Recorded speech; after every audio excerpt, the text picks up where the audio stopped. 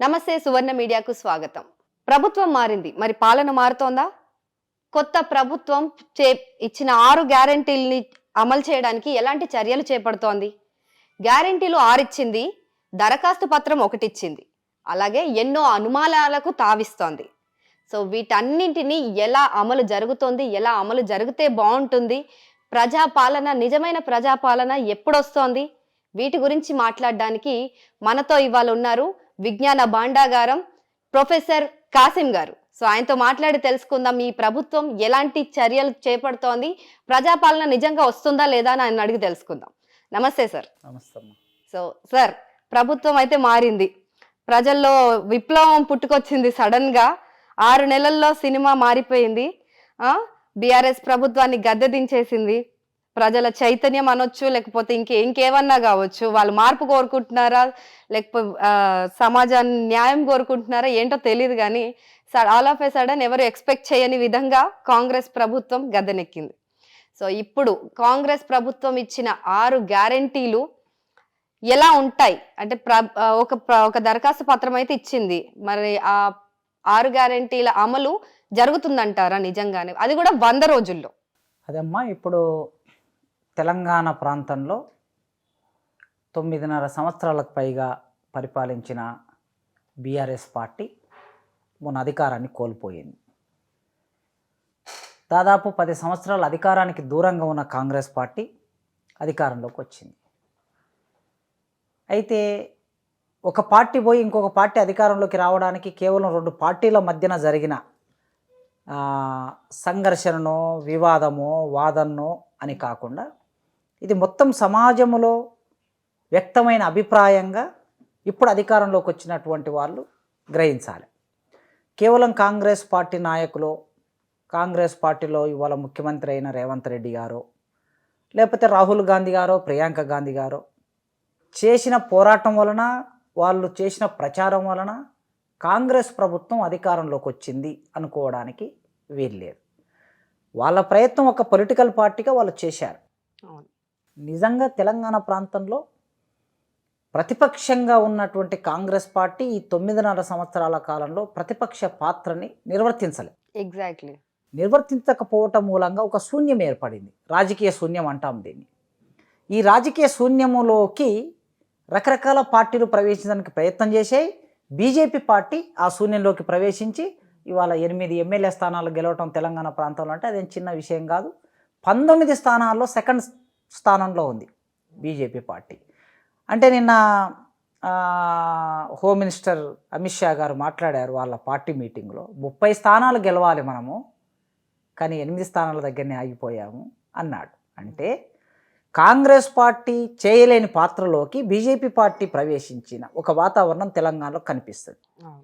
అయితే మీరు ప్రారంభంలో అన్నట్లు ప్రజలు ఇక్కడ చైతన్యవంతంగా ఉన్నారు తెలంగాణ ప్రాంతంలో. ఎప్పుడైనా తెలంగాణ ప్రాంతానికి ఉండే ఒక లెగసీ, ఒక 500-600 సంవత్సరాల చరిత్ర తీసుకున్న ఇక్కడుండే లెగసీ ఏమిటంటే, అన్నము లేకపోయినా ఆత్మగౌరవం కోసం ఆరాటం పడే ప్రాంతం ఇది, ఈ నేల.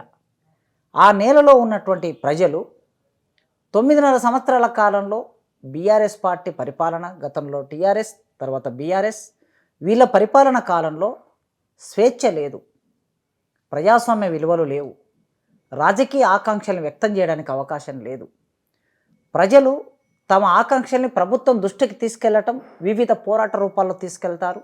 దానికోసం హైదరాబాద్ ఇందిరా పార్క్ దగ్గర ఒక ధర్నా శిబిరం ఉండేది, ఆ ధర్నా శిబిరం కూడా లేదు. సభలు సమావేశాలు పెట్టుకుందామంటే పోలీసులు పర్మిషన్ ఇవ్వలేదు. మేధావులుగా ఉన్నటువంటి వాళ్ళు తమ డీసెంట్ను వ్యక్తం చేయడానికి, తమ అసమ్మతిని వ్యక్తం చేయడానికి ప్రయత్నం చేసినప్పుడు మాలాంటి వాళ్ళ మీద కేసులు పెట్టి జైల్లో తోసేశారు. ఇట్లాంటి ఒక వాతావరణం తెలంగాణలో ఉంది కనుక దీని నుంచి బయటపడడం ఎట్లా అని ప్రజలు చాలా రోజుల నుంచి ఉక్కపోతను అనుభవిస్తున్నారు. ఆ ఉక్కపోత నుంచి మేధావులు, విద్యార్థులు, యువజనులు, నిరుద్యోగులు, రైతు సంఘాలు, ప్రజా సంఘాలు ఇంతమంది చేసిన పోరాట ఫలితం ఎన్నికల రూపంలో కాంగ్రెస్కు లభించింది. ఇవాళ కాంగ్రెస్ అధికారంలోకి వచ్చింది. అయితే నాలాంటి వాళ్ళం మేమేం ఆలోచిస్తామంటే, పాలకులు మారుతూ ఉంటారు, అయితే మౌలికంగా పాలన ఏం మారుతుంది అనే ప్రశ్న వేసుకుంటాం. పాలన విధానం మారాలి, పాలన విధానం మారాలి. ఎప్పుడైనా 75 సంవత్సరాల భారతదేశంలో పాలకులు చాలామంది మారారు, కానీ పాలన విధానంలో మౌలికమైన మార్పు జరగలేదు. అట్లే మన తెలంగాణ అంటే ఉమ్మడి ఆంధ్రప్రదేశ్ 1956 నుంచి ఉమ్మడి ఆంధ్రప్రదేశ్ తీసుకున్న ఇప్పటి వరకు చాలామంది ముఖ్యమంత్రులు మారారు, కానీ మౌలికమైన సమస్యలు అట్టే పరిష్కరించబడలేదు. ఒకవేళ మౌలికమైన సమస్యలు పరిష్కరించబడి ఉంటే ఈ 60-70 సంవత్సరాల కాలంలో కాంగ్రెస్ పార్టీ ఈ పత్రం తీసుకురావాల్సిన అవసరం లేదు. అవును. అంటే ప్రజల మౌలిక సమస్యలు ఇప్పటి వరకు పాలకులు మార్చి ఉంటే ఒక బూరుగుల రామకృష్ణారావు హైదరాబాద్ స్టేట్కు మొదటి ముఖ్యమంత్రి, నీలం సంజీవరెడ్డి ఆంధ్రప్రదేశ్ రాష్ట్రానికి మొదటి ముఖ్యమంత్రి, ఇక అక్కడ నుంచి మొదలు పెడితే జలగం వెంగళరావు, ఎన్టీ రామారావు, కోట్ల విజయభాస్కర్ రెడ్డి, చంద్రబాబు నాయుడు, తర్వాత మళ్ళా కోట్ల విజయభాస్కర్ రెడ్డి, తర్వాత చెన్నారెడ్డి, నేదురుమల్లి జనార్దన్ రెడ్డి, రాజశేఖర్ రెడ్డి, కిరణ్ కుమార్ రెడ్డి, రోషయ్య, కేసీఆర్, ఇట్లా ఇంతమంది ముఖ్యమంత్రులు మారారు.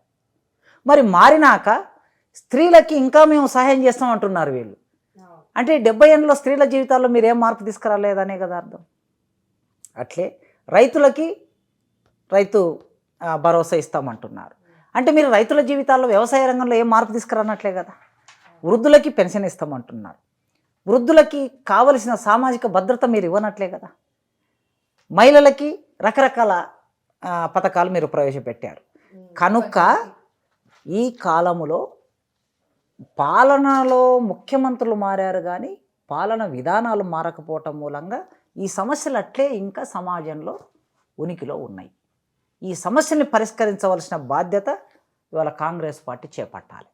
కనీసం వాళ్ళు హామీ పడినటువంటి వీటిని చిత్తశుద్ధితో ఎట్లా పనిచేస్తారు, ఏ ఏ పథకానికి సంబంధించిన లోతులు ఏమిటి, సమస్యలు ఏమిటి, రేపు వాటికి సంబంధించిన విధాన నిర్ణయం తీసుకొని ముందుకెళ్తున్నప్పుడు ఎన్ని సవాళ్ళు వస్తాయి ఏంటి అనేది మనం భవిష్యత్తులో చూడవలసి ఉన్నది. అదే సార్, ఇప్పుడు ఇది అభయహస్తం అని ఇచ్చారు మనకి, కాంగ్రెస్ పార్టీ వాళ్ళు ఇచ్చిన దరఖాస్తు పత్రం ఇది. అంటే 6 గ్యారంటీలకు కలిపి ఒక దరఖాస్తు పత్రం ఇచ్చారు. ఈ గతంలో ఏ ప్రభుత్వం కూడా ఇలాంటి ఒక విధానాన్ని అయితే తీసుకురాలేదు. ఇదొక మంచి పరిణామమే. అంటే ఊరికే ప్రతి ఒక్క పథకానికి వెళ్ళి అప్లై చేసుకునే బదులు ఇలాంటి ఒక అవకాశం కల్పించడం మంచిదని అందరూ భావిస్తున్నప్పటికీ చూద్దాం ఒకసారి. దీంట్లో వెనకాల పథకాలు కూడా ఉన్నాయి, ఎలా అప్లై చేయాలనేది. నార్మల్గా ఫస్ట్ అయితే దరఖాస్తుదారు వివరాలకు సంబంధించి, కుటుంబ వివరాలకు సంబంధించి ఉన్నాయి. ఆ తర్వాత మనకి సెకండ్ పేజీ నుంచి ఇక్కడ గ్యారంటీలు, వాళ్ళు ఇచ్చిన 6 గ్యారంటీలు ఏవైతే ఉన్నాయో అవి లైన్గా ఉన్నాయి అన్నమాట. మనకి ఏ గ్యారంటీ కోసం ఏ పథకం మనకు కావాలనుకుంటున్నామో ప్రజలు అది టిక్ చేసుకోవాలి అని ఉంది. సో ఒక్కసారి మీరు అది చూసి మా ప్రేక్షకులకు వివరిస్తే బాగుంటుంది. అయితే ఇప్పుడు ఇక్కడ వాళ్ళు ఇచ్చినటువంటి మొదటి ఈ దరఖాస్తు పత్రాన్ని నింపడానికి మొదటి అర్హత వైట్ కార్డ్, తెల్ల రేషన్ కార్డు ఉండాలి. తెల్ల రేషన్ కార్డు ఉన్న వాళ్ళు మాత్రమే దీనికి అప్లై చేసుకోవడానికి అర్హులు. అవును, వాళ్ళందరూ ఇందులో ఉన్నటువంటి అన్ని పథకాలకు అర్హులు. మన తెలంగాణ రాష్ట్రంలో తెల్ల రేషన్ కార్డు ఉన్న వాళ్ళు వీటన్నిటికీ అప్లై చేసుకోవచ్చు. దాంట్లో మహాలక్ష్మి పథకం ఉన్నది. ఇక్కడ ఏమంటున్నారు, స్త్రీలకి ప్రతి నెల 2500 ఆర్థిక సాయం చేస్తామంటున్నారు. మన జనాభాలో 4 కోట్ల మంది తెలంగాణ జనాభా ఉందనుకుంటే 4 కోట్లలో 2 కోట్ల స్త్రీలు ఉంటారు. అవును, ఈ 2 కోట్ల స్త్రీలలో 50%కు పైగా 50 నుంచి 60% వైట్ రేషన్ కార్డు కలిగిన వాళ్ళు ఉంటారు. అంటే 1 కోటికి పైగా వైట్ రేషన్ కార్డు ఉన్న స్త్రీలు ఉంటే వాళ్ళందరికీ ఆర్థిక సహాయం అందించటం, 2500 రూపాయల ఆర్థిక సహాయం అందించటం అనేది ఒక పథకం పెట్టారు. అట్లే గ్యాస్ సిలిండర్ 500కి గ్యాస్ సిలిండర్ సరఫరా చేస్తామని. అయితే నా ఉద్దేశంలో నేనేమంటానంటే, ఎప్పుడైనా సరే ఈ పథకాలన్నీ ప్రభుత్వం తన సామాజిక బాధ్యతగా ప్రజలకు సంబంధించిన అవసరాలు తీర్చాలి. అయితే ప్రజలకి అవసరాలు తీర్చుతున్న క్రమంలో ప్రభుత్వం దగ్గరికి వచ్చే డబ్బు ఎక్కడి నుంచి వస్తుంది? ప్రజల నుంచే వస్తుంది. ఇదేదో ఇక్కడ తెలంగాణ రాష్ట్రంలో రేవంత్ రెడ్డి గారి జేబులో నుంచో లేదా కేంద్రంలో మోడీ గారి జేబులో నుంచో పెట్టే డబ్బు కాదు ఇది. నేను ఎప్పుడో విన్నాను, ఈ మధ్యన ఒక 15 రోజుల కిందట రేవంత్ రెడ్డి గారు అమెరికాలో ఉండి మాట్లాడిన ఒక వీడియో బాగా వైరల్ అయ్యింది. ఆయన అమెరికాలో ఉండి ఏం మాట్లాడుతున్నాడంటే ఉచితాలని ప్రజలు అడుగుతారు, మీరు ఉచితాలని ఎందుకు అడుగుతున్నారు, మీరు అడగటం మూలంగా మేము ఇస్తున్నాం, మీ నుంచి మేము ఓట్లు తీసుకోవాలి కనుక ఉచితాల పేరు చెప్తే మీరు ఓట్లు వేస్తారని మేము ఉచితాలు ఇస్తున్నాం, ఆ వాటికి డబ్బులు ఎక్కడో తీసుకొస్తాం, మళ్ళీ మీ దగ్గర నుంచే మేము పన్నులు వేస్తాం, డబ్బులు తీసుకొని మీకు ఉచితాలు ఇస్తాం. ఫ్లోలో నిజం చెప్పేశాడు ఆయన. ఎప్పుడు ఒక 3-4 సంవత్సరాల కిందట మాట్లాడినట్టు. అవును, అది ఇప్పుడు కనుక ఇప్పుడు ఆయన ముఖ్యమంత్రి అయిన తర్వాత ఆనాడు చెప్పిన మాట, ఇప్పుడు ముఖ్యమంత్రి అయిన తర్వాత వారు ఇచ్చిన మాట. అండ్ మహాలక్ష్మి పథకంలో భాగంగానే ఇందులో మెన్షన్ చేయండి ఉచిత బస్సులు, అంటే మహిళలకు ఉచిత బస్సు సౌకర్యం కల్పించారు. అవును. అయితే ఇక్కడ ఉచిత బస్సు సౌకర్యం కల్పించటం, పేద ప్రజలు వివిధ చిన్న చిన్న పనులు చేసుకొని బతికేవాళ్ళు హైదరాబాద్ లాంటి నగరాల్లో, జిల్లా హెడ్ క్వార్టర్స్లో, లేదా ఒక గ్రామం నుంచి మండలం వెళ్ళాలన్నా, తాలూకా వెళ్ళాలన్నా, జిల్లా వెళ్ళాలన్నా, స్త్రీలు ఏదైనా పని మీద వెళ్ళి రావాలంటే తక్కువ ఒక 100 రూపాయలు మినిమం, ఒక 100 రూపాయలు ఖర్చు అయ్యే పరిస్థితి ఉంటుంది రవాణా కోసం. సరే, వాళ్ళ ప్రభుత్వం ఈ నిర్ణయం తీసుకున్నది. సేమ్ టైం ఏం చేయాలంటే, ఆర్టీసీ అనేది ఒక పెద్ద సంస్థ, ఎన్నో రోజుల నుంచి ఉన్నటువంటి సంస్థ. ఈ ఆర్టీసీ నష్టాల్లో ఉండి చాలా సమస్యలు ఎదుర్కొంటుందని గత ప్రభుత్వాలన్నీ చెప్పాయి. మరి ఇప్పుడు ఇంతమందిని ఉచితంగా బస్సు ప్రయాణం చేస్తున్నప్పుడు ఆర్టీసీకి కలిగే నష్టాన్ని మీరు ఏ రూపంలో పూరిస్తారు అనే స్పష్టత లేదు. అంటే ఒక డిపార్ట్మెంట్ నుంచి వచ్చే డబ్బును తీసుకొచ్చి ఈ డిపార్ట్మెంట్ మీద ఖర్చు చేస్తారా, లేకపోతే ఈ డిపార్ట్మెంట్లోనే డబ్బును క్రియేట్ చేసి మీరు స్త్రీలకు ఉచితంగా రవాణా కల్పిస్తారా అనే స్పష్టత లేదు. లేకపోతే ఏమవుతుందంటే ఆ డిపార్ట్మెంట్ మొత్తం సంక్షోభంలో పడిపోయి, ఆ డిపార్ట్మెంట్ మూతపడిపోయి, దాని మీద ఆధారపడుతున్నటువంటి లక్షలాది మంది ఉద్యోగులు ఉన్నారు, కండక్టర్లు ఉన్నారు, డ్రైవర్లు ఉన్నారు, మెకానికులు ఉన్నారు. దానికి అనుబంధంగా ఉంటాయి చాలా. అంటే ఒక బస్టాండ్ ఉందంటే ఆ బస్టాండ్లో రకరకాల షాపులు, టీ కొట్టు పెట్టుకుంటారు, పుస్తకాల షాప్ పెట్టుకుంటారు, రకరకాల షాపులు పెట్టుకొని జీవించే వాళ్ళు ఉంటారు. అంటే నేరుగా కనీసం ఒక 1,00,000 మంది దాని మీద ఆధారపడి బతుకుతే ఎంప్లాయీస్గా, ఇండైరెక్ట్గా ఇంకో 2-3 లక్షల మంది ఆధారపడి బతుకుతారు. కనుక ఆర్టీసీ అనే సంస్థ సంక్షోభంలోకి నెట్టివేస్తే ఒక 3-4 లక్షల కుటుంబాలు రోడ్డు మీద పడతాయి. అందుకే నేనేమడుగుతున్నంటే, ప్రభుత్వం స్పష్టం చేయాలి ప్రజల ముందు, ఏదైనా పబ్లిక్ డొమైన్లో పెట్టాలి. ఎందుకంటే మనది ప్రజాస్వామ్య ప్రభుత్వం కనుక. ఇప్పుడు మొన్న మీరు ట్యాగ్ పెట్టుకున్నారు కదా సార్, ఇప్పుడు ప్రజా పాలన అని. ఎగ్జాక్ట్లీ. సో వీళ్ళైతే ఇంకా వేరే వాళ్ళు చెప్పకపోయినా పర్లేదు, కానీ వీళ్ళు ఖచ్చితంగా చెప్పాలి. మొన్న అసెంబ్లీలో ఏ విధంగా అయితే మీరు పవర్ ప్రజెంట్ చేసి గత ప్రభుత్వం ఏ విధంగా డబ్బులు ఖర్చు పెట్టింది, ఏ విధంగా ఒక దగ్గర నుంచి మరో దగ్గరికి డైవర్ట్ చేసింది అనే విషయాలు మొత్తం చెప్పి, అన్ని డిపార్ట్మెంట్లు సంక్షోభంలో ఉన్నాయి, ఆర్థిక సంక్షోభంలో ఉన్నాయి. ఇప్పుడు జీరో మన యొక్క ప్రభుత్వం దగ్గర ఉండే నిల్వ, రోజువారీ ఖర్చులు ఉంటాయి. ఈ రోజువారీ ఖర్చులు పన్నుల రూపంలో వస్తాయి. రోజువారీ ఖర్చులు ఉదాహరణకి ఒక 100 కోట్ల అవసరం వస్తే 30 కోట్లు మాత్రమే గవర్నమెంట్కి వస్తున్నాయని లెక్కలు చెప్తున్నారు. అంటే మిగతా 70 కోట్లు ఎక్కడి నుంచి తెచ్చి పెడుతున్నట్లు. అంటే ఆ పరిస్థితి ఉన్నప్పుడు ఆ విధంగానే ఆర్టీసీ అనే ఒక వ్యవస్థని మేము ఈ విధంగా డెవలప్ చేయబోతున్నాం అని చెప్పి ఒక విజన్ డాక్యుమెంట్ ఇవ్వాలి. ఇచ్చినప్పుడు మనందరికీ అర్థమవుతుంది. ఇప్పుడు ప్రైవేటు సంస్థ బస్సులు ఉంటాయి, రవాణా వ్యవస్థ ఎక్కువగా ఆర్టీసీ కన్నా ప్రైవేట్ రవాణా వ్యవస్థనే ఎక్కువగా ఉన్నది. ఆటోలు ఉన్నాయి, జీపులు ఉన్నాయి, తర్వాత ట్రక్ DCMలు, ట్రక్కులు, రకరకాల ఓలా, ఊబర్ ఇవన్నీ ఉన్నాయి. మరి వీటి మీద ఆధారపడినటువంటి వాళ్ళు కూడా మన సమాజంలో భాగమే. వాళ్ళు మన అన్నలో, మన తమ్ముల్లో, మన బంధువులో, మన ఊరివాడు, చుట్టువాడు, పక్కవాడు ఎవరో ఉంటారు. వాళ్ళకు సంబంధించిన మొన్ననే ఆటో కార్మికులందరూ మేము రోడ్డు మీద పడిపోతున్నాం అనే ఒక ధర్నా చేస్తున్నారు. అందుకే ఈ సందర్భంగా మీ మీడియా ద్వారా నేను ప్రభుత్వం ముందు పెడుతున్నది ఏంటంటే, మీరు ప్రైవేటు రవాణా వ్యవస్థని మొత్తం బంద్ చేస్తారా? బంద్ చేస్తే ఆ ప్రైవేటు రవాణా వ్యవస్థ మీద ఆధారపడి బతుకుతున్నటువంటి వాళ్ళకి ఆల్టర్నేటివ్ ఉపాధి ఏమిటి? లేదు ఆర్టీసీలే నుంచి మేము డబ్బుల్ని రాబట్టడానికి రకరకాల వ్యవస్థల్ని రూపొందిస్తారా? భిన్న రాష్ట్రాలకి, భిన్న ప్రాంతాలకి ఎక్కువ బస్సుల్ని వేసి ఆ బస్సులలో ఎక్కువ మంది ప్రయాణం చేసేటట్లు చేసి వచ్చే డబ్బుతో మేము ఈ నష్టాన్ని పూరిస్తావా? ఏ విధంగా అనేది మీరు ఒక స్పష్టమైన విజన్ డాక్యుమెంట్ ఇవ్వాల్సి ఉన్నది. లేకపోతే మనకి ఇది ఒక సందేహంగానే మిగిలిపోతుంది. ఎగ్జాక్ట్లీ. ఎంత పెద్ద సందేహం అంటే, ఇప్పుడు మీరు అన్నట్టుగా ఇప్పుడు ఆర్టీసీలో పనిచేసే ఉద్యోగులు సంక్షోభంలోకి వెళ్ళిపోతారు, వాళ్ళ కుటుంబాలు రోడ్లో పడిపోతాయి. అందుకని ఒక కండక్టర్ ఏం చేశాడు తెలుసా సార్, రీసెంట్గా ఒక వీడియో వైరల్ అయింది, వీలైతే ఆ వీడియో పక్కన ప్లే చేద్దాము. ఆయన మహిళలు లేరు బస్సులో, మహిళా ప్రయాణికులు ఎవరు లేకపోయినా కూడా ఆయన టికెట్లు కొడతా ఉన్నాడు. ఇప్పుడు ప్రభుత్వం నుంచి బిల్లులు పెట్టాలి కదా, ఆ డబ్బులు ఎవరివి? ప్రజల డబ్బులు కదా. మరి ప్రజల డబ్బులు అట్లా దుర్వినియోగం అవుతుంటే ఏం చేస్తారు? ఎక్కడని కంట్రోల్ చేస్తారు? ఇలా ఉచితాలు పెట్టి మా డబ్బులు మళ్ళీ మా దగ్గర నుంచి ఇట్లా ఎందుకు దోచుకుంటున్నారు?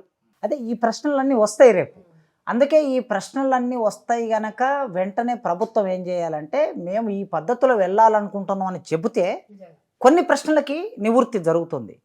మిగతా విషయాలు ఆచరణ క్రమంలో మనం ముందుకు వెళ్ళినప్పుడు, ఒక పథకం అమలు చేస్తున్నప్పుడు, ఫీల్డ్లోకి క్షేత్రస్థాయికి వెళ్ళినప్పుడు కొన్ని సమస్యలు వస్తాయి. అప్పటికప్పుడు వచ్చే సమస్యలు మళ్ళీ వాటికి తగినటువంటి సమాధానాలు వెతుక్కుంటాం.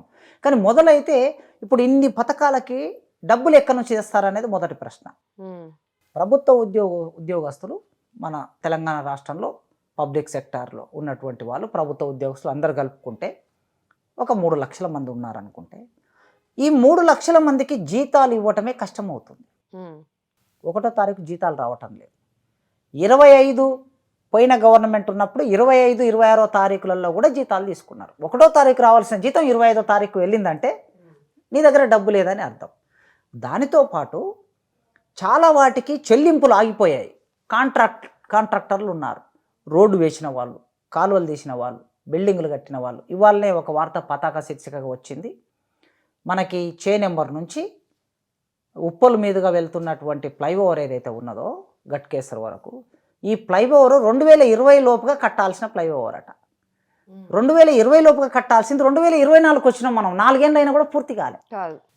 ఆ కాంట్రాక్టర్ ఇచ్చిన ఎస్టిమేషన్ ఎప్పుడు కంప్లీట్ చేస్తానని గవర్నమెంట్కి హామీ పడ్డాడంటే 2020కి అని హామీ పడ్డాడు. ఇప్పటి వరకు ఎందుకు కంప్లీట్ చేయలేదంటే వాడి దగ్గర డబ్బులు లేవు. గవర్నమెంట్ నుంచి రావాల్సిన బిల్లులు ఇవ్వటం లేదు. కొన్ని వేల కోట్ల డబ్బు గుత్తేదారులకి, కాంట్రాక్టర్లకి ఇవ్వలేకపోతుంది ప్రభుత్వం, చెల్లింపులు చేయలేకపోతుంది. మరి ఇట్లాంటి స్థితి ఉన్నప్పుడు ఇన్ని పథకాలని అమలు చేయడానికి డబ్బులు ఎక్కడి నుంచి తెస్తారని ఒక పెద్ద ప్రశ్న మన ముందుంది. ఒకవేళ ఆ మార్గం ఏమిటి? మామూలుగా రేవంత్ రెడ్డి గారైనా ఎవరైనా ఓం రీం చుం బుస్ అని మంత్రం చేసి డబ్బులు అయితే తీసుకురాలేడు. అంతే కదా. ఏం చేయాలి? ఈయన కూడా అప్పులు చేయాలి. ఇప్పుడు ఒక మనిషి తల మీద 1,20,000, 1,30,000 అప్పు ఉందని అనుకుంటే గత గవర్నమెంట్ చేసింది. ఇప్పుడు రేవంత్ రెడ్డి గారు చేసే అప్పు ఇంకొక మనిషిని ఇంకో 1,00,000 రూపాయల అప్పు, అంటే 2 లక్షల అప్పు ఒక్కొక్క తల మీద, తెలంగాణలో ఉన్న ప్రజల తలల మీద పెట్టేటటువంటి పరిస్థితి ఏర్పడుతుంది. అంటే అప్పు తెచ్చి పప్పు కూడు తినటం ఎందుకు అనే ఒక ప్రశ్న మన దగ్గర సమాజంలో ఒక సామెతలాగా లేవనెత్తుతుంది ఖచ్చితంగా. సో ఇన్ని అంశాలు మన ముందు. ఇంకోటి ఇదే ఉచితాల పైనే ప్రభుత్వము ఈ అసెంబ్లీలో ఆయన ప్రాజెక్ట్ పెట్టి ఎట్లయితే చూపించారో, ఆ అప్పులు ఉన్నాయి మనకి, ఇంత లాస్లు ఉన్నాము, ఇంత జీరో బడ్జెట్ ఉంది అని చెప్పి. సో ఈ ప్రీ వర్క్ అంతా ఎందుకు ఎన్నికల ముందు ఎందుకు చేసుకోలేదు? ఎందుకు ఈ హామీలను ముందే 6 గ్యారెంటీలు అయితే ఎన్నికల ముందే ఇచ్చారు కదా సార్. సో అప్పుడు ఎందుకు తావే చేసుకోలేదు ఇవన్నీ అని ఒక ప్రశ్న. అంటే ఎన్నికలకి పోయేటప్పుడు రాజకీయ పార్టీలన్నీ ఏం చేస్తాయంటే ప్రజా ఆకర్షక పథకాలతో ముందుకు వెళ్తారు. ఎవరు ఎక్కువగా ప్రజల్ని నమ్మించగలుగుతారో, ఎవరు ఎక్కువగా గట్టిగా మోసం చేయగలుగుతారో, నమ్మించడం మోసం చేయగలుగుతారో వాళ్ళకి ఓట్లు వస్తాయని వాళ్ళు భావిస్తారు. అంటే ప్రజలలో అమాయకత్వం, ప్రజలలో చైతన్యం లేకపోవటం, వీటి వలన దీన్ని ఆసరా చేసుకొని ఇట్లాంటి హామీలు ఇస్తారు.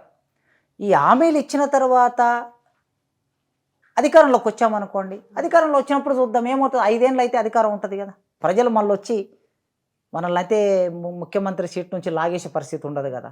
నిజంగా సార్. 5 ఏళ్ళ వరకు మనకు అధికారం ఉంటుంది, 5 ఏళ్ళ తర్వాత మళ్ళీ చూద్దాం అనేటటువంటి ఒక దాటవేత ధోరణే తప్ప నిర్దిష్టమైన ఆలోచన ఉంటే మాత్రం మీరు అన్నట్లు ఇదో ఈ పథకానికి ఇక్కడ నుంచి డబ్బులు వస్తాయి, మేము అధికారంలోకి వస్తే అప్పు చేయకుండా ఈ రంగం నుంచి వచ్చే డబ్బును, ఈ రంగం నుంచి వచ్చే లాభాన్ని తీసుకెళ్ళి ఈ పథకం మీద ఖర్చు పెడతాం, ఒక్క పైస కూడా మేము అప్పుదేము అనేది ముందే చెప్తారు వాళ్ళు. కనుక ఏ పార్టీ కూడా ఎన్నికల సమయంలో ఈ విషయాన్ని చెప్పడం లేదు. ప్రజా ఆకర్షక పథకాలని ప్రచారం చేయటమే తప్ప అంతకు మించి వాళ్ళకు ప్రత్యామ్నాయమైన మార్గం లేదు. అండ్ ఇలాంటప్పుడే అనిపిస్తుంది మనకి, వ్యూహకర్తలు ఉంటారు కదా ఎన్నికల్లో గెలిపించడానికి. ఇప్పుడు సునీల్ కనుగోలు ఉన్నారు కాంగ్రెస్కి, అట్లా ఎన్నికలు అయిపోయినాక కూడా వ్యూహకర్తలు ఉంటే బాగుండు, ప్రజల పాలన, ప్రజలకి న్యాయం చేసేటట్టు. అట్లా అని ప్రజలు కోరుకుంటున్నారు. సో ఇప్పుడు మహాలక్ష్మి పథకం తర్వాత మనకి దరఖాస్తులోనే కనిపిస్తుంది ఇంకో పథకం వచ్చి రైతు భరోసా. ఇప్పుడు మనకు ఆల్రెడీ బీఆర్ఎస్ ప్రభుత్వంలో కూడా ఈ పేరును విన్నాం మనం. సో ఈసారి రైతులకి ప్రతి ఏటా ఎకరానికి 15,000 రూపాయలు ఇస్తారట. ఈయనిచ్చుడే అనవసరం, అంటే వందల ఎకరాలు ఉన్న వాళ్ళకి ఇవ్వడం వేస్ట్ అనేసి భావిస్తుంటే ఈయనేమో 15,000 ఇస్తానంటున్నారు ఇప్పుడు. అలాగే రైత, కౌలు రైత, పట్టాదారు పాస్ పుస్తక నెంబర్లు, సాగు చేస్తున్న భూమి వివరాలు. సో ఈ పాయింట్ వచ్చేసి ఏమనిపిస్తుందంటే, ఈ సాగు చేస్తున్న భూమి వివరాలు తీసుకొని అన్నిటికీ ఇవ్వబోతున్నారా, లేకపోతే ఏమైనా కట్ చేయబోతున్నారా అనేది చాలా మందికి మైండ్ లో నడుస్తున్న క్వశ్చన్ అన్నమాట. సో దీని మీద మీ అభిప్రాయం ఏంటి సార్? అయితే నేను గతంలో కూడా ఇంతకుముందు రైతు బంధు అని ఉంది దానికి పేరు. అవును, రైట్. ఈ రైతు బంధు అనే పేరు మీద ఆయన ఎకరానికి 5,000 ఇచ్చాడు ఒక పంటకి, 2 సార్లకి 10,000 ఇచ్చాడు. అంటే సంవత్సరానికి ఎకరానికి 10,000 రూపాయలు ఇచ్చాడు బీఆర్ఎస్ గవర్నమెంట్. ఇప్పుడు ఈయన ఒక పంటకి ఒక ఎకరానికి 7,000 చొప్పున, 7,500 చొప్పున, అది 15,000, సంవత్సరానికి 15,000 అవుతుంది. అయితే దీంట్లో ఒక 2 అంశాలు మనం గమనించాలి.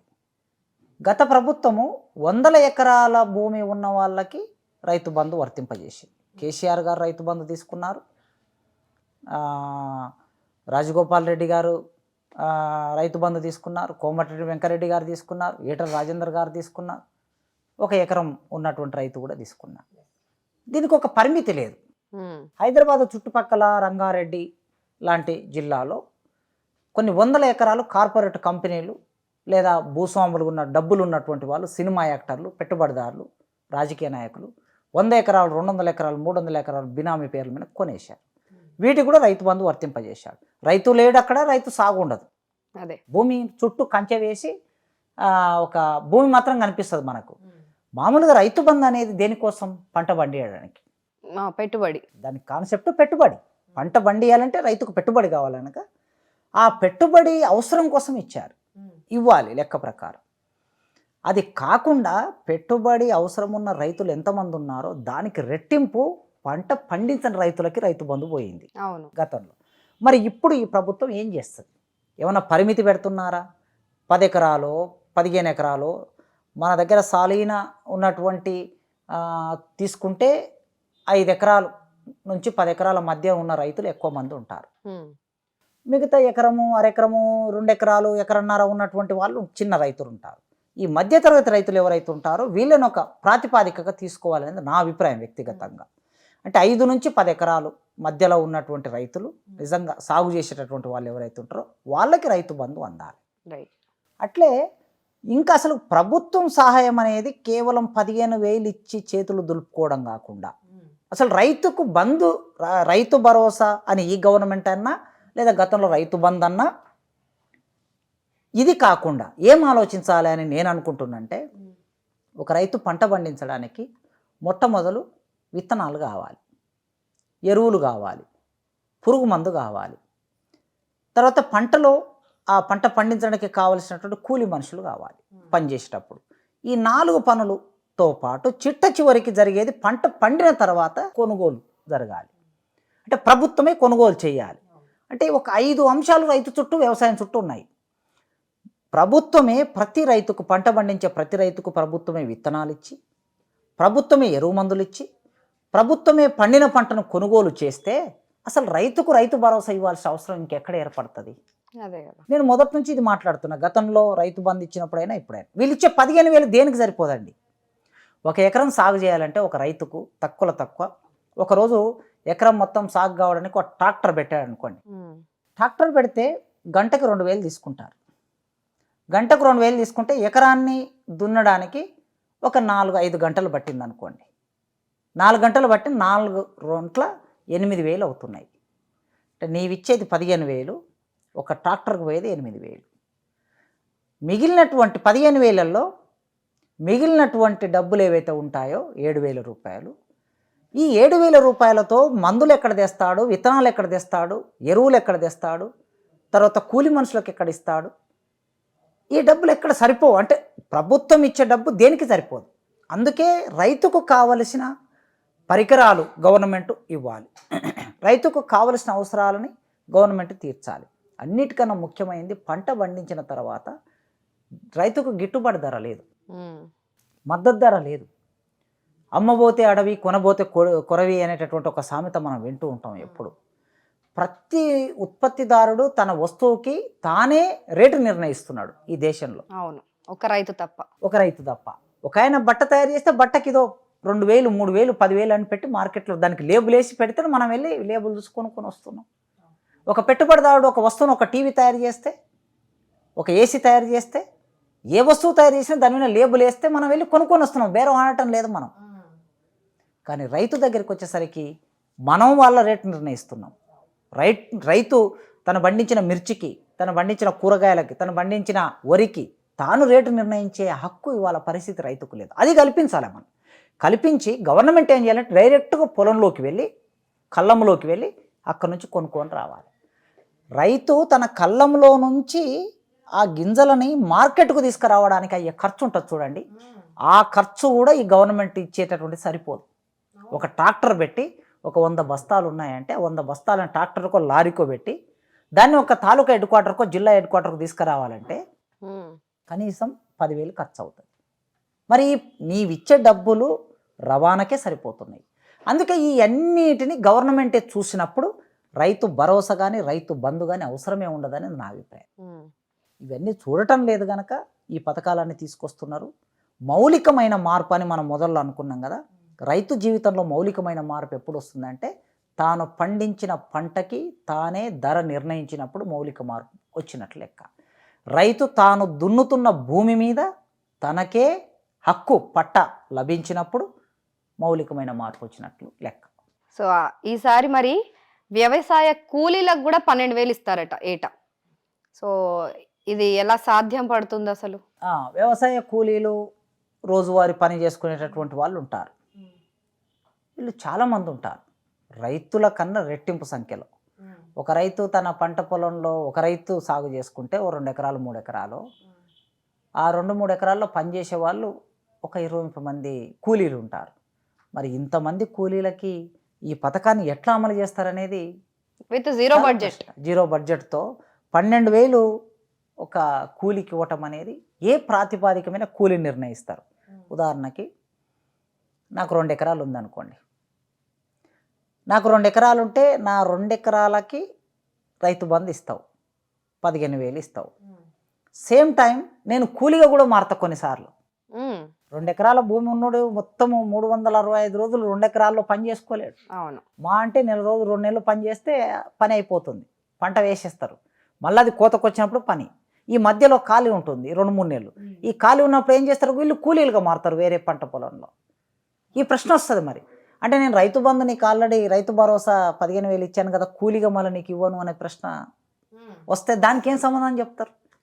కనుక రైతు కూలీలు అంటారు భారతదేశంలో. ఎప్పుడైనా రైతు వేరు కూలీ వేరు కాదు, ఇక్కడ రైతు కూలీలు. అందుకే సంఘాలు కూడా ఎట్లుంటాయి, రైతు కూలీ సంఘం అని ఉంటుంది. రైతుల సంఘం కూలీ సంఘం ఉండదు, రైతు కూలీల సంఘం. అంటే రైతు ఒకసారి రైతుగా ఉంటాడు, ఒకసారి కూలీగా ఉంటాడు. అవును, అది భారతదేశంలో ఉండే చిన్న కమతాలు ఉంటాయి కదా, ఈ చిన్న కమతాలలో ఉన్నటువంటి సమస్య ఇది. మరి దీనికి ఏం సమాధానం చెప్తారు ఈ ప్రశ్న వస్తే? కూలీ అంటే రైతుకు ఆయన మొత్తమే భూమి లేని వాళ్ళు కూలీగా మాత్రమే పనిచేసే వాళ్ళకి ఇస్తారేమో. ఒకసారి ఆయన వెళ్తాడో లేదో వీళ్ళు వెళ్ళి చూస్తారా ప్రభుత్వాలు? అవన్నీ మనకు క్షేత్రస్థాయికి వెళ్ళినప్పుడు ప్రాక్టికల్ ప్రాబ్లమ్స్. అదే ఏంటో అసలు మొత్తం ఇష్టం వచ్చినట్టు ఇచ్చేసారంటే ప్రజలకి కనెక్ట్ అవ్వాలనే ఒక ధోరణిలో వెళ్ళిపోయారు తప్ప గ్రౌండ్ రీసెర్చ్ చేసినట్టుగా పెద్దగా ఏం కనిపించట్లేదు ఈ పథకాల్లో అయితే. సో అలాగే దీనికి ఉపాధి కార్డ్ నెంబర్లు అవన్నీ కూడా దానికి స్టిక్కర్లు వేసేస్తారు.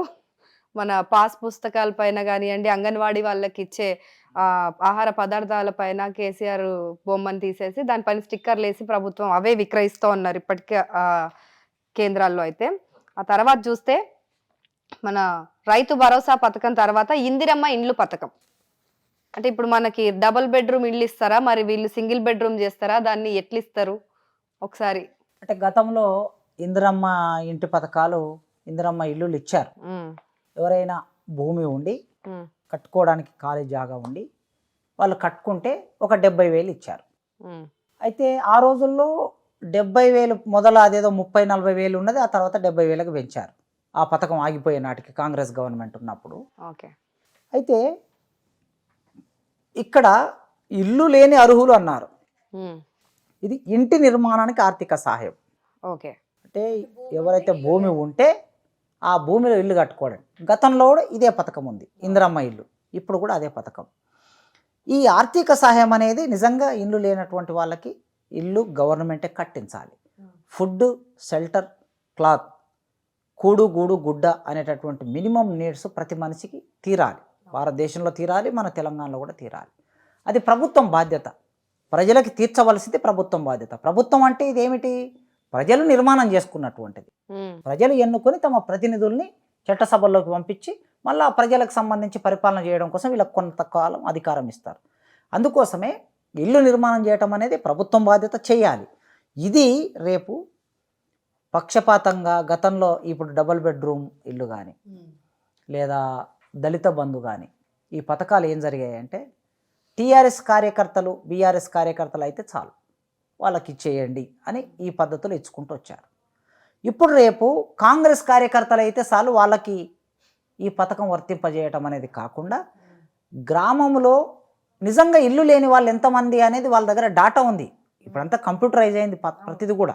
గ్రామంలో ఉండే గ్రామ సచివాలయం, గ్రామ పంచాయతీలో అందరి ఇల్లు వాళ్ళ పేర్లతో సహా ఎన్ని గజాల భూమి ఉంది ఏమిటి అనేది కంప్యూటరైజ్ అయింది. ఒక క్లిక్తో మొత్తం కనుక్కోవచ్చు మొత్తం రాష్ట్రంలో ఇల్లు లేని వాళ్ళు ఎంతమంది అని.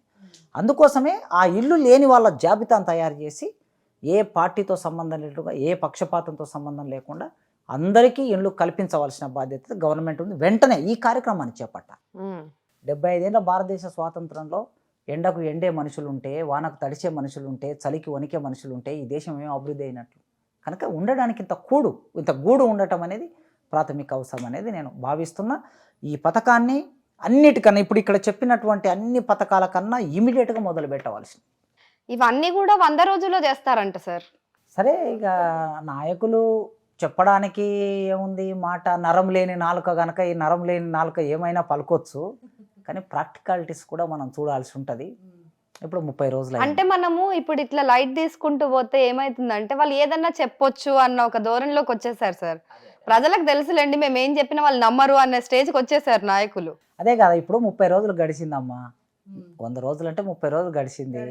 ఇంకేమున్నది, ఇంకా 70 రోజులు చూస్తుంటే 70 రోజులు గడుస్తుంది. కనుక పథకాలకు సంబంధించిన దరఖాస్తు తీసుకోవడమే అన్నా ఈ 100 రోజుల్లో సాధ్యం అవుతుందేమో. ఆ దరఖాస్తు తీసుకోవడం కూడా మేము అమలు చేయడంలో భాగంగానే అనేది వాళ్ళు చెప్తే చెప్పొచ్చు. రైట్. కనుక అది సాధ్యమయ్యే పని కాదు 100 రోజుల్లో. నేనేమంటున్నా అంటే కనీసం 2 ఏళ్లలోనే పని చేయండి. ఎస్. అండ్ ఇంకా దీంట్లోనే ఇందిరమ్మ పథకాల్లోనే మన అమరవీరులు ఉద్యమకారులకు 250 చదరపు గజాల ఇంటి స్థలం ఇస్తారట.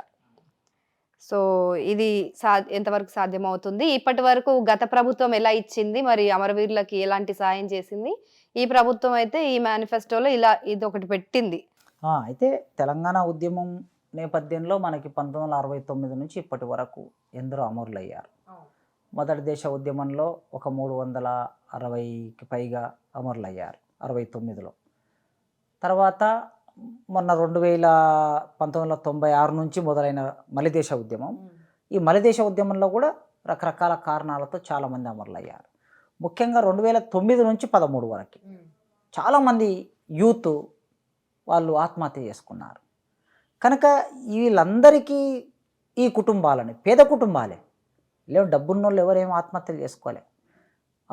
ఇషాంత్ రెడ్డి లాంటి వాళ్ళు చనిపోయినా కూడా ఆయా కుటుంబాల్లో పేద కుటుంబాలే. శ్రీకాంత్ ఆచార్య లాంటి వాళ్ళు చనిపోయినా కూడా ఏదో దిగువ మధ్యతరగతి పేద కుటుంబాల్లో చనిపోయిన వాళ్ళు. ఆ కుటుంబానికి ఆసరా వాళ్ళు. ఒక అమ్మాయి చనిపోయినా, ఒక అబ్బాయి చనిపోయినా వాళ్ళు రేపు పెరిగి పెద్దగై ఒక ఉద్యోగం చేసి ఆ కుటుంబాన్ని సాధవలసిన వాళ్ళు చనిపోయారంటే ఆ కుటుంబానికి లాస్. కనుక ఆ కుటుంబం లాస్ అనేది అది సామాజిక లాస్గా భావించాలి. అది సమాజం, తెలంగాణ సమాజం యొక్క నష్టంగా భావించాలి.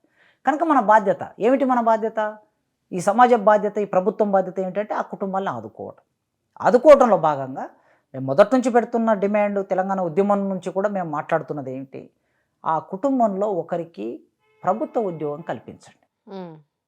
ఇళ్ళ జాగా ఓకే, ఇది ఇవ్వవలసిందే, ఇవ్వండి. కానీ ప్రభుత్వ ఉద్యోగం కల్పిస్తే జీవిత భద్రత ఏర్పడుతుంది. 1300 మంది ఉన్నారనుకోండి, 69 ఉద్యమంలో చనిపోయిన వాళ్ళైతే ఇప్పుడు ఎవరు లేరు అనుకుందాం. కనీసం 96 నుంచి మొదలైన ఉద్యమంలో, మలిదేశ ఉద్యమంలో చనిపోయిన వాళ్ళు ఒక 1300 మంది ఉంటే 1300 కుటుంబాలకి ఉద్యోగం ఇవ్వడం పెద్ద కష్టమా గవర్నమెంట్? కనుక వాళ్ళకి ఉపాధిని కల్పించాలి. కల్పిస్తూ తినడానికి, గౌరవంగా బతకడానికి అది ఒక అవసరం. జీతం వస్తుంది, నెల నెల జీతం. ఉండడానికి ఇల్లు కట్టేయటం అనేది గవర్నమెంట్ బాధ్యత. ఇమ్మీడియట్గా ఈ కార్యక్రమాన్ని కూడా గవర్నమెంట్ చేపట్టాలి. Yes sir. అట్లే దీంట్లో తెలంగాణ ఉద్యమంలో పాల్గొన్నటువంటి వాళ్ళ మీద కేసులు సంబంధించినటువంటి ఒక ప్రశ్న ఉన్నది. అవును. నిన్ననే ఒక రౌండ్ టేబుల్ సమావేశం జరిగింది. ఇది ఒక ప్రశ్న ఎంత విచిత్రంగా ఉందంటే, వీళ్ళు ఇక్కడ ఏం పేర్కొన్నారు, తెలంగాణ ఉద్యమంలో పాల్గొన్నారా, అయినచో సంబంధిత ఎఫ్ఐఆర్ నెంబరు మరియు సంవత్సరం, ఒకవేళ జైలుకు వెళ్ళినచో వాటి వివరాలు, జైలు పేరు, స్థలం వగైరా వగైరా రాశారు. నేనేమంటున్నానంటే, తెలంగాణ ఉద్యమంలో ఉదాహరణకి నేనున్నాను అనుకోండి, నేను ఒక ప్రొఫెసర్ని, ఇవ్వాలి నాకు ప్రభుత్వం నుంచి ఎలాంటి సహాయం అవసరం లేదు. నేను 2006లో ఆనాడు రాజశేఖర రెడ్డి గారు ముఖ్యమంత్రి ఉన్నప్పుడు నన్ను అరెస్ట్ చేసి జైల్లో పెట్టాడు. నన్ను అరెస్ట్ చేసి జైల్లో పెట్టినప్పుడు నా మీద పెట్టిన కేసు ఏమిటంటే, మావోయిస్టులకి మేధోపరమైన సహాయం చేస్తున్నాడు, ఇంటలెక్చువల్గా సహాయం చేస్తున్నాడు కేసు పెట్టారు. అవును. మొన్న కేసీఆర్ గారు కూడా 2020లో నా మీద కేసు పెట్టి 4 నెలలు జైల్లో ఉంచాడు. అప్పుడు కూడా ఆయన పెట్టింది ఏమిటి, మావోయిస్టు అర్బన్ నక్సలైటు అని కేసు పెట్టారు. నేను 2006లో తెలంగాణ ఉద్యమంలో ఆనాడు ముందు విద్యార్థిగా, తర్వాత అధ్యాపకుడిగా ఆ ఉద్యమంలో పాల్గొంటూ ఉన్నాను. పాల్గొంటూ ఉండటం మూలంగా నా మీద మావోయిస్ట్ అనే నెపం మోపి జైలుకు పంపించారు. తెలంగాణ ఉద్యమం అనేది పెట్టలే, అక్కడ కేసులో లేదు అది. నేను ఉదాహరణ ఎందుకు చెప్తున్నానంటే, నాలాంటి వాళ్ళు చాలామంది విద్యార్థి సంఘాల్లో పనిచేసిన పిల్లల మీద రకరకాల పేర్ల మీద కేసులు నమోదు చేసింది గవర్నమెంట్. తెలంగాణ ఉద్యమం అనేది కేసులో ఎఫ్ఐఆర్లో ఉండదు. వీళ్ళు తెలంగాణ ఉద్యమంలో పాల్గొన్నారు కనుక కేసు పెడుతున్నాం అనేది ఉండదు. రైలును ఆపారు కనుక కేసు పెడుతున్నాం, బస్సులను ధ్వంసం చేశారు కనుక కేసు పెడుతున్నాం, ప్రభుత్వ కార్యకలాపాలను స్తంభింపజేశారు కనుక, రాస్తారోక చేశారు కనుక కేసు పెడుతున్నాం అని ఉంటుంది అది. కనుక వీళ్ళు ఇక్కడ తెలంగాణ ఉద్యమం అనేది లేకపోయినా 2006 నుంచి ఇప్పటి వరకు జరిగినటువంటి అన్ని ఈ తెలంగాణ ఉద్యమ నేపథ్యంలో జరిగిన పోరాటాలు, ఆ పోరాటాల నేపథ్యంలో మోపబడిన కేసులు అన్నిటిని ఎత్తివేయటం అనేది ఉండాలి. అవును. అట్లా ఉన్నప్పుడే సరైనటువంటి, అంటే ఉద్యమంలో పాల్గొన్నారు తెలంగాణ ఉద్యమం అన్నప్పుడు కవిత గారు, కేటీఆర్ గారు, కేసీఆర్ గారు, తర్వాత హరీష్ రావు గారు, వీళ్ళ పేర్లు రాజకీయ నాయకులు, ఎమ్మెల్యేలు, ఎంపీలుగా ఉన్న వాళ్ళను మాత్రమే ఉద్యమకారులుగా గుర్తించే ప్రమాదం ఒకటి ఉంది. అందుకోసమే ఈ ప్రభుత్వం దాన్ని సరిచేసి దీన్ని దృష్టిలో పెట్టుకోవాలని రేవంత్ రెడ్డి గారికి నేను విజ్ఞప్తి చేస్తాను. సో ఇప్పుడు దాన్ని వీళ్ళు గుర్తుపెట్టుకొని దీనిపైన పోరాడాల్సి వస్తుందేమో మళ్ళీ. అంటే మేము కూడా ఉద్యమంలో పాల్గొన్నాం, అప్పుడు ఆ టైంలో నమోదైన పెట్టి కేసులు ఉంటాయి కదా సార్, వేరేవి అంటే ఇతరత్ర కేసులు కూడా దీని పరంగా మాఫీ అయ్యే అవకాశాలు ఏమైనా ఉన్నాయా మళ్ళీ? అంటే మనకు అర్థమైపోతుందమ్మా, ఇప్పుడు దొంగతనం చేశాడు వాడు, దొంగతనం చేసిన కేసు ఇందులోకి రాదు. అంటే ఒక విద్యార్థి ఏమడగాలి ఇక్కడ ప్రశ్న అంటే, నీవు తెలంగాణ ఉద్యమంలో ఏ సంఘంలో పనిచేశావు, ఆ ప్రశ్న అడిగితే ఆ సంఘం దగ్గర ఎవరెవరు పనిచేశారో వాళ్ళ లిస్టు ఉంటుంది. ఆ సంఘాలు ఉదాహరణకు తెలంగాణ ఉద్యమం సందర్భంలో ఏర్పడినటువంటి సంఘాలు ఒక 50 సంఘాలు ఉంటాయి అనుకుందామమ్మా. 50 సంఘాల కన్నా ఎక్కువే ఉండవు. ఈ 50 సంఘాల్లో 50 మంది లీడర్స్ ఇప్పుడు ఉన్నారు కదా, అందరూ బతికే ఉన్నారు. ఆ లీడర్స్ను పిలిచి, మీ సంఘములో తెలంగాణ ఉద్యమ సందర్భంలో మోపబడిన కేసులు ఎంతమంది విద్యార్థులు ఉన్నారు, ఎంతమంది యువజనులు ఉన్నారు, ఎంతమంది స్త్రీలు ఉన్నారు, ఎంతమంది మేధావులు ఉన్నారు, ఓ లిస్ట్ ఇవ్వండి అని తీసుకొని ఆ లిస్టు ప్రకారం మీరు కేసులకు సంబంధించి పరిశీలన చేయవచ్చు. అట్లా. ఎగ్జాక్ట్లీ సార్, బాగుంది. అట్లా అట్లా కొంచెం ఈ వర్క్ చేస్తే కనుక అది నిజంగా ఉద్యమకారులా లేదా అని తెలుసుకునే అవకాశం ఉంటుంది. రైట్. ఇంకోటి, ఇదే దరఖాస్తు ఫామ్లో ఉన్నది గృహజ్యోతి పథకం. సో ఈ గృహజ్యోతి పథకంలో ఏంటంటే, కుటుంబానికి ప్రతి నెల 200 యూనిట్ల ఉచిత విద్యుత్తు. కాంగ్రెస్ ప్రభుత్వం వచ్చింది, కరెంటు పోయింది అని చాలా ట్రోల్ అయింది అనమాట కాంగ్రెస్ ప్రభుత్వం గెలిచిన రోజే. సో కాంగ్రెస్ ప్రభుత్వం వచ్చిన తర్వాత మామూలుగా సాధారణంగా కరెంట్ రాదేమో అని అనుకున్నారు చాలా మంది. ఎందుకంటే రేవంత్ రెడ్డి గారు కూడా బెంగళూరులో, కర్ణాటకలో ఉన్నప్పుడు ఒక వ్యాఖ్యలు చేశారు ఆయన, అవసరం లేదు రైతులకి ఉచిత కరెంట్ ఎవడివ్వమంటున్నాడు మిమ్మల్ని అని. సో ఈయన మరి వీళ్ళ ప్రభుత్వమే పెట్టిన పథకం ఇది. సో 200 యూనిట్ల వరకు ఉచిత విద్యుత్ అట కుటుంబానికి, అది కూడా వ్యవసాయ విద్యుత్ కాదు, కుటుంబానికి. సో మరి ఇది ఎలా సాధ్యపడుతుంది చెప్పండి. మామూలుగా అయితే ఇప్పుడు ఎస్సీ ఎస్టీలకి 100 యూనిట్ల లోపుగా ఫ్రీ కరెంటు ఉన్నది. ఎక్కువగా ఈ అవసరం ఏర్పడేది ఎస్సీ ఎస్టీలకు ఏర్పడుతుంది. బీసీ కులాల్లో కొన్ని బాగా వెనుకబడినటువంటి కులాలకి, బీసీలలో కూడా ఇప్పుడు చాకల వాళ్ళు ఉన్నారు అనుకోండి, ఇస్త్రీ చేస్తారు వాళ్ళకి గవర్నమెంటే కరెంటు ఉచితంగా ఇస్తుంది. సపరేట్ మీటర్ పెట్టించి మంగళోళ్ళు ఉన్నారు అనుకోండి, వాళ్ళకు కూడా కొన్ని యూనిట్ల వరకు ఉచితంగా ఇస్తుంది. ఇట్లా మనం చూసుకుంటా పోతే చాలామంది ఇప్పుడు ఆల్రెడీ ఇందులో కవర్ అవుతూ ఉన్నారు. 100 యూనిట్లు దాటినటువంటి వాళ్ళు, అంటే 200 యూనిట్లు అంటున్నారు ఇక్కడ. 200 యూనిట్లు, 100 నుంచి 200 యూనిట్ల మధ్యన ఉండేటటువంటి వాళ్ళు ఎవరైతే ఉన్నారో ఇప్పటికే సబ్సిడీ పొందుతున్న వాళ్ళే ఉంటారు. అదనంగా ఇందులోకి వచ్చే వాళ్ళు ఎవరు ఉండరు. అయితే గవర్నమెంటు వ్యాపారస్తులకి, పెద్ద పెద్ద కంపెనీలకి, తర్వాత సినిమా యాక్టర్లకి చాలా రకాలుగా ఇప్పుడు షాప్స్ ఉన్నాయి, ఎన్నో షాప్స్ ఉంటాయి, వీటన్నిటికీ కరెంటును సప్లై చేస్తూ ఉన్నది. ఈ కరెంటు సప్లై చేసే క్రమంలో చాలామంది బకాయిలు ఎగ్గొట్టేటటువంటి వాళ్ళు ఉంటారు. ఇప్పటికీ కోట్ల రూపాయలు బకాయిలు అంతేందుకు ప్రభుత్వ కార్యాలయాలు కూడా కట్టట్లేదు. ప్రభుత్వ కార్యాలయాలు కూడా కట్టదు. ఇది ఒక విద్యుత్ సప్లై చేసే సంస్థ ట్రాన్స్కో జెన్కో అనేటటువంటిది, ఇది పబ్లిక్ రంగ సంస్థలు కనుక ఆ సంస్థకి డబ్బులు కట్టకుండా ఉండేవాళ్ళు ఇప్పటికీ చాలామంది ఉన్నారు. కనుక ఆ లెక్కతో పోల్చుకున్నప్పుడు ఈ పేదవాళ్ళకి కరెంట్ ఇవ్వటం అనేది, ఉచిత కరెంట్ ఇవ్వటం అనేది ఇన్ని యూనిట్ల వరకు ఇది చాలా ఆరోగ్యకరమైనది. అయితే గవర్నమెంటు ఈ ఉచిత యూనిట్లు ఇచ్చేటప్పుడు వీళ్ళు అడిగారు 100 యూనిట్లు 200 యూనిట్లు, ఆ 200 యూనిట్ల పైన అని అడుగుతున్నారు కనుక దీన్ని కూడా తెల్ల రేషన్ కార్డు ఎట్లా అప్లై అవుతుంది.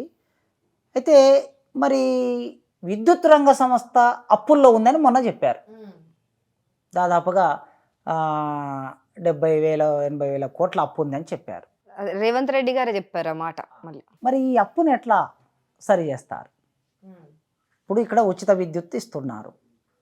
ఈ ఉచిత విద్యుత్తుని ఇస్తూ ఇది కూడా మళ్ళీ అప్పుల్లోకే జమ అవుతూ ఉంటుంది. ఆల్రెడీ ఉన్న అప్పులను ఎట్లా తీస్తారు? కొత్తగా రాబోయే బడ్జెట్కు సంబంధించి మీరు ఆ బడ్జెట్ని ఎక్కడి నుంచి తీసుకొస్తారనే ఒక స్పష్టత కూడా గవర్నమెంట్ ఇవ్వాలి. అది ఇచ్చినప్పుడే ఇది ఎంత మేరకి, ఎన్ని రోజుల దీన్ని అమలు చేయగలుగుతారని మనం చెప్పగలుగుతాం. ఇంకోటి దీంట్లో భాగంగానే చేయూత పథకం సార్, అంటే మనకి గతంలో ఆసరా పథకం అని ఉండేది కదా, పెన్షన్లు ఇవ్వడం అనమాట. సో ఇది చేయూత పథకంగా మార్చారు. దీంట్లో కూడా 1000 రూపాయలు మన బీఆర్ఎస్ ప్రభుత్వం ఉన్నప్పుడు, అంటే వాళ్ళ పార్టీ కూడా, బీఆర్ఎస్ పార్టీ కూడా మేనిఫెస్టోలో చెప్పింది ఇదే, అంటే 4000 చేస్తాము వికలాంగులకు, వృద్ధులకి అని చెప్పి సేమ్ వాళ్ళు ఏదైతే అమౌంట్ మెన్షన్ చేశారో వీళ్ళు కూడా అదే అమౌంట్ మెన్షన్ చేశారు ఇక్కడ. సో చేయూత పథకం కింద నెలకు 4000 రూపాయలు, దివ్యాంగులకు 6000 రూపాయలు ఇస్తామని చెప్పారు. అయితే ఇప్పుడు ఇక్కడ మనం పేర్కొన్న పథకాలన్నిట్లో ప్రభుత్వం నుంచి ఉచితంగా వెళ్ళేటటువంటివి, ఉచితంగా ప్రభుత్వం వీళ్ళ అన్ని సామాజిక శ్రేణులకి ఈ డబ్బులు ఇస్తున్నారు. రైట్. అయితే ప్రధాన అంశాలు, సమస్యలు ఏవైతున్నాయో వాటిని గవర్నమెంట్ గుర్తించి వాటి మీద ప్రభుత్వం ఖర్చు చేస్తే చాలా ఉచితాలు అసలు అవసరం ఏర్పడదు. విద్యా రంగం ఒకటి, వైద్య రంగం ఒకటి. విద్య అనేది కేజీ నుండి పీజీ వరకు ఉచిత విద్య అందించవలసిన బాధ్యత ప్రభుత్వం మీద ఉంది. చదువుకునే వాళ్ళ శాతం పెరిగింది, చదివించాలనే చైతన్యం కూడా పెరిగింది సమాజంలో, తెలంగాణ సమాజంలో, అన్ని కులాల్లో, ఎస్సీ ఎస్టీ బీసీ కులాల్లో, పై కులాల్లో మొదటి నుంచి ఉన్నది. అయితే ఈ చైతన్యం పెరిగిన తర్వాత తమ పిల్లల్ని చదివించాలంటే ఒక ప్రైవేట్ స్కూల్ పంపించే పరిస్థితి ఏర్పడుతుంది. నాణ్యమైన విద్య కావాలనుకుంటున్నారు. గవర్నమెంట్ స్కూల్లో టీచర్లు లేరు, గవర్నమెంట్ స్కూల్లో క్లాస్ రూములు లేవు, గవర్నమెంట్ స్కూల్లో అమ్మాయిలు పంపించాలంటే వాష్రూములు లేవు, గవర్నమెంట్ స్కూల్లో కరెంట్ కనెక్షన్ ఉండదు, గవర్నమెంట్కి మౌలిక వసతులు ఉండవు. అంటే ఒక అటెండర్ ఉండడు, దాన్ని ఒక స్వీపర్ ఉండడు, దాన్ని నీట్గా ఉంచేటట్లు వాళ్ళు ఉండరు. కనుక ఈ పరిస్థితి అంతా చూసి తమ తల్లిదండ్రులు గవర్నమెంట్ స్కూళ్ళకి పిల్లలు పంపించట్లేదు. అవును, సప్పో చేసి ప్రైవేట్ స్కూల్కి పంపిస్తున్నారు.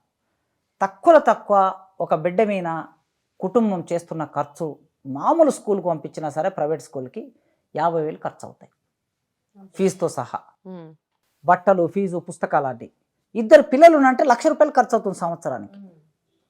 1,00,000 రూపాయలు సంవత్సరానికి ఖర్చు అయ్యడం అనేది ఒక మామూలు కుటుంబంలో వారి రోజువారీ శ్రమ చేస్తే, 2 భార్యాభర్త శ్రమ చేస్తే, 2 కష్టపడితే వాళ్ళకు ఒక 1,000 రూపాయలు రోజు వస్తాయి అనుకుంటే, 1,000 రూపాయలు 1,200 వస్తాయి అనుకుంటే, రోజు కూలి దొరికితే నెలకి 20 రోజులు కూలి దొరికితే ఒక 20,000 అనుకుందాం.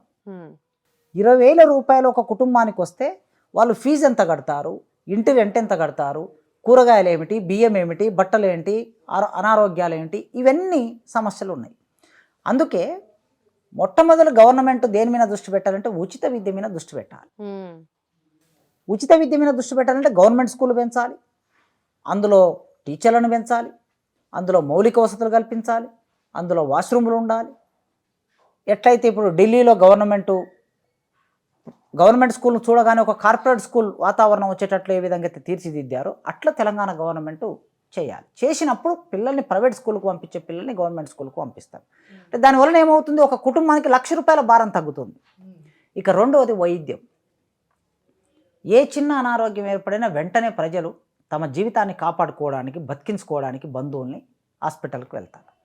గవర్నమెంట్ హాస్పిటల్లో డాక్టర్లు సరిగ్గా ఉండరు, నర్సులు సరిగ్గా ఉండరు, అక్కడ ఆపరేషన్ చేయడానికి ఆపరేషన్ థియేటర్ సరిగ్గా ఉండదు, ఆపరేషన్ థియేటర్లో కావాల్సిన వస్తువులు ఉండవు. ఫస్ట్ ఆఫ్ ఆల్ రెస్పెక్ట్ ఉండదు సార్. అక్కడ గవర్నమెంట్ హాస్పిటల్కి వెళ్తే అంటే చీప్గా చూడడం అలవాటు అయిపోయింది ప్రజల్ని. అంటే గవర్నమెంట్ హాస్పిటల్కి వస్తున్నారు కాబట్టి పేదవాళ్ళు వాళ్ళు ఏం క్వశ్చన్ చేయలేరు. అది వాళ్ళ బాధ్యత, అంటే వాళ్ళ హక్కు కాబట్టి వాళ్ళు అక్కడికి వెళ్తున్నారే కానీ వాళ్ళు ఏమీ లేదు కాబట్టి ఇక్కడికి వచ్చారు అన్నట్టు అక్కడ సిబ్బంది కూడా బిహేవ్ చేయడం అనేది చాలా తప్పు. అండ్ అలా ఉంటుంది, అక్కడ రెస్పెక్ట్ ఉండదు. ఫస్ట్ ఈ మౌలిక సదుపాయాలతో పాటు గౌరవం లేని చోట వెళ్ళడానికి ఇష్టపడరు ప్రజలు. అంటే అట్లా గవర్నమెంట్ హాస్పిటల్లో ఉన్న హాస్పిటల్ పరిస్థితి అట్లా ఉంది కనుక అక్కడికి వెళ్తే, గవర్నమెంట్ హాస్పిటల్కి వెళ్తే చనిపోతాము, వైద్యం సరిగ్గా దక్కదు, ఎవడు పట్టించుకోడు అనే భావన ఏర్పడినాక ఎంత డబ్బు ఖర్చు పెట్టైనా ప్రైవేట్ హాస్పిటల్కి వెళ్ళడానికి ప్రయత్నం చేస్తున్నారు. దాని వలన ఒక్క కుటుంబంలో ఒక్క మనిషి ఒక్కసారి హాస్పిటల్లో చేరి బయటకు వస్తే 50,000 నుంచి ₹1,00,000 ఖర్చు అవుతుంది. విద్య మీద ₹1,00,000 ఖర్చు పెట్టారు, వైద్యానికి ₹1,00,000 ఖర్చు పెట్టారు. వీళ్ళు సంపాదించే సంపాదనలో 60 నుంచి 70% విద్య వైద్యానికే ఖర్చు అయిపోతుంది. అందుకే గవర్నమెంట్ ఈ రెండింటిని కంట్రోల్ చేసి ప్రజలకి ఉచితంగా ప్రతి మండలంలో 50 పడకల హాస్పిటల్ పెట్టండి. ఒక తాలూకు ఉంటే తాలూకాలో ఒక అసెంబ్లీ నియోజకవర్గం ఉంటే అసెంబ్లీ నియోజకవర్గంలో ఒక 7 మండలాలు, 6 మండలాలు, 8 మండలాలు ఉంటాయి. ఒక్కొక్క మండలంలో ఒక 50 పడకల నుంచి 100 పడకల హాస్పిటల్ పెడితే ఆ చుట్టూ ఉన్న గ్రామాలు ఒక 10-12 గ్రామాలు, 15 గ్రామాల ప్రజలందరూ ఆ మండలానికి వచ్చి అక్కడ వైద్యం చేసుకుంటారు. ఓ 4 డాక్టర్లను పెట్టాలి, 10 మంది నర్సులను పెట్టాలి, ఒక 10 మంది ఆయాలను పెట్టాలి. ఈ వ్యవస్థ ఎక్కడికక్కడ నిర్మాణం అయితే హైదరాబాద్కు గాంధీ హాస్పిటల్కో, ఉస్మానియా హాస్పిటల్కో, నిమ్స్ హాస్పిటల్కో వాళ్ళు అంత దూరం నుంచి డబ్బులు ఖర్చు పెట్టకుండా ఇంత దూరం వచ్చే పరిస్థితి ఉండదు. కనుక ఈ ప్రభుత్వం చేయవలసింది ఏంటంటే ప్రతి మండలానికి 50 పడకల హాస్పిటల్ను గవర్నమెంటే నిర్మాణం చేసి దానికి కావలసిన యంత్రాంగాన్ని నియామకం చేయవలసిన అవసరం ఉంది. విద్య వైద్యాన్ని ఈ అవసరాలని తీర్చినప్పుడు ఈ ఉచితాలు, ఇక్కడ చెప్పిన ఉచితాలు ఒక్కటి కూడా అవసరం ఉండవమ్మా. అంతే కదా.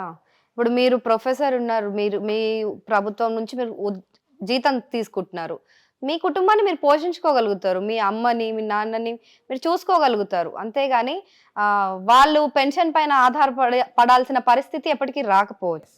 సో ఏ ప్రభుత్వం వచ్చినా కూడా ఇవే పథకాలు తిప్పి తిప్పి పెడుతుంది కానీ కొత్తగా తీసుకొచ్చి ఏదో విప్లవాలను అయితే సృష్టిస్తున్నట్టు కనిపించట్లేదు ఇప్పటి వరకు అయితే. చూద్దాం మరి.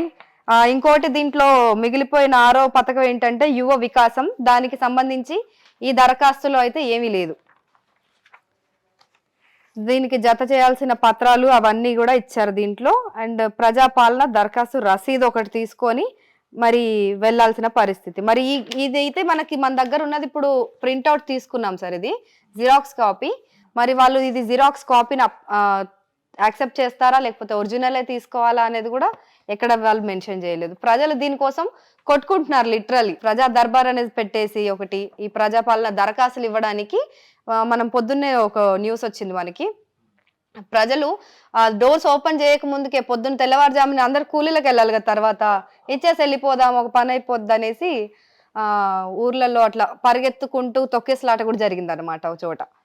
సో అది పరిస్థితి నడుస్తోంది. అలాగే ఈ ప్రభుత్వం వచ్చిన తర్వాత డ్రగ్స్ ప్రక్షాళన చేస్తాము, యువతను సద్మార్గంలో నడిపిస్తాము అని ఒక హామీ ఇచ్చింది సార్. అయితే దీనిపైన మన అసెంబ్లీలో కేటీఆర్ అండ్ సీఎం రేవంత్ రెడ్డి కూడా ముఖాముఖిగా మాట్లాడుకున్నారు. అంటే ఆల్రెడీ మేము స్టార్ట్ చేసాము డ్రగ్స్ ప్రక్షాళన, మీరేంటి కొత్తగా చేసేది అని కేటీఆర్ అడిగిన ప్రశ్నకి రేవంత్ రెడ్డి గారు అక్కడే సమాధానం ఇచ్చారు. మేము మెల్లగా ఇస్తాం సమాధానం అని చెప్పారు వారు. సో ఈ డ్రగ్స్ ప్రక్షాళన జరగాల్సిన అవసరం అయితే ఖచ్చితంగా ఉంది. సో ఎలా చేస్తే బాగుంటుంది అనుకుంటున్నారు మీరు? అయితే మొట్టమొదలు సామాజిక వికాసం జరగాలమ్మా. ఏదైనా సరే ఒక సమాజము అవలక్షణాలను ఎందుకు పొందుతుందంటే ఆ సమాజము క్షీణ సమాజం అని అర్థం. అది క్షీణ సమాజం ఎందుకు ఉంటుందంటే అందులో రాజకీయ చైతన్యం, సామాజిక చైతన్యం లేకపోవటం. కనుక తెలంగాణలో డ్రగ్స్ అనే మాట వినటం అనేది ఇది ఒక విషాదం. ఎందుకంటే తెలంగాణ ప్రాంతం భారతదేశంలోనే చైతన్యవంతంగా ఉంటుంది, పోరాటాలు చేస్తుంది.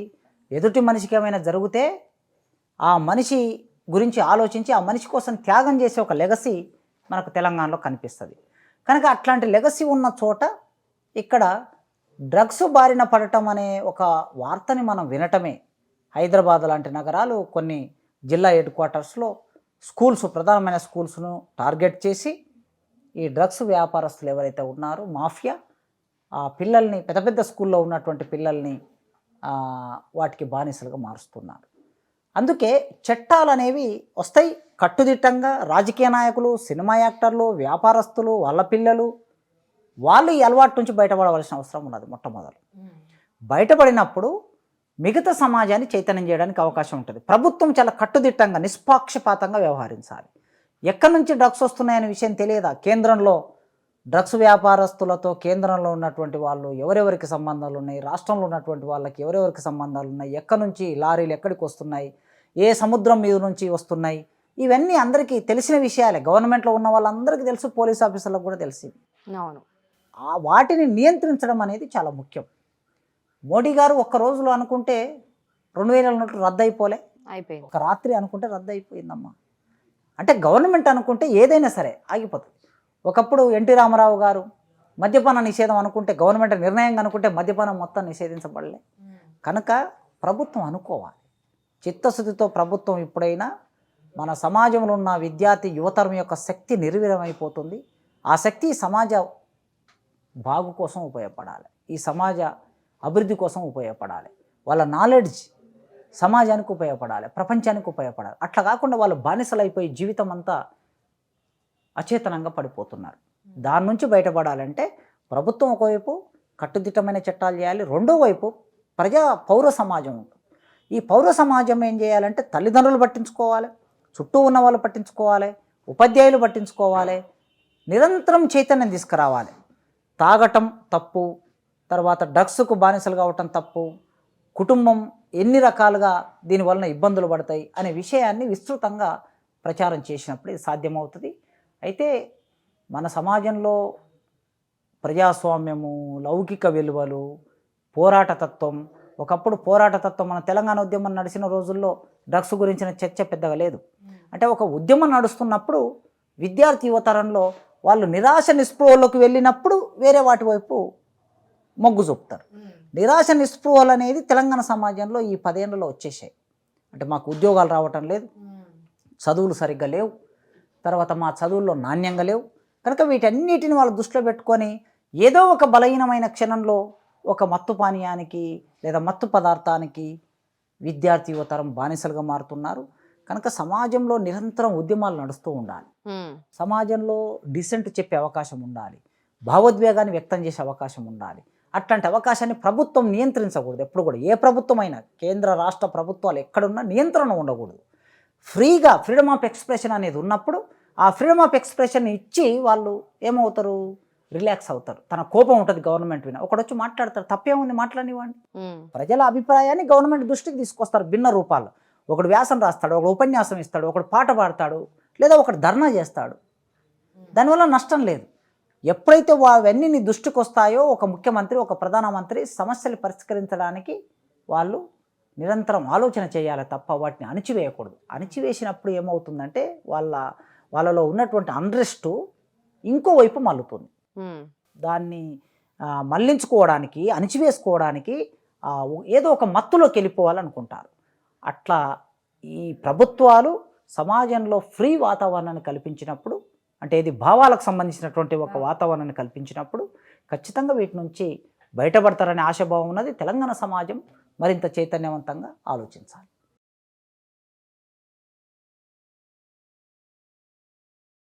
నార్మల్ చిన్న క్వశ్చనే అది. మన ముఖ్యమంత్రికి రేవంత్ రెడ్డి గెలిచిన తర్వాత ఆయన ఫస్ట్ చెప్పిన మాట ఏంటంటే, నాకు కాన్వాయ్ వద్దు, ప్రజలకి ఇబ్బంది కలిగే పని నేను ఏది చెయ్యను, సో కాన్వాయ్ని కుదించుకుంటాను అని చెప్తున్నారు.